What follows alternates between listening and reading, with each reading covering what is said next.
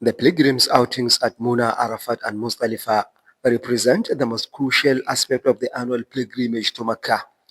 The pilgrims spent a day and night at Mina, proceeded to Arafat the following morning, passed a night at Muzdalifah, and eventually went back to Muna, where they stayed for 3 days, performing the symbolic stoning of the devil.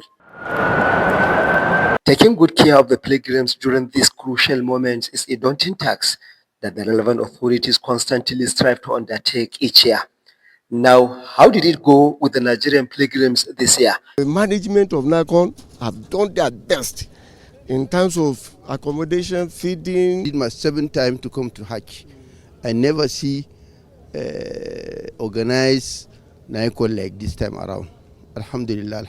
Though a very high temperature was predicted to be experienced during the outings, especially on the Arafat day, the proactive measures taken by the Saudi authorities and the NACON have obviously mitigated the envisaged negative impact of the heat waves on the Nigerian pilgrims. Allowed people to come out at any contrary time.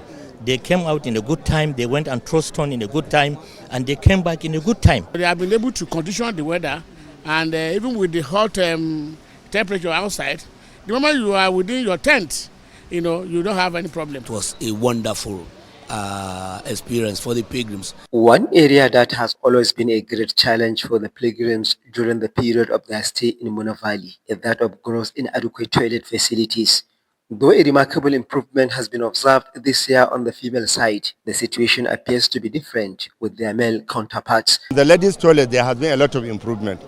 The men's one is the one remaining. What we heard about the toilet is not what we met.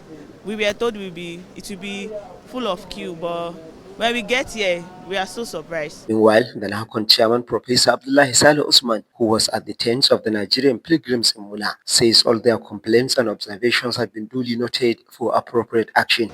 We are working as a team. We are working like one family. That is why Allah subhanahu wa ta'ala bless our activities, and we are getting the success. We are now proud of it.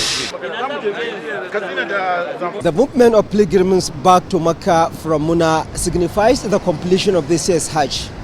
And the Nigerian contingent now look forward to seeing the commencement of their airlift back home, scheduled for 13th June 2025.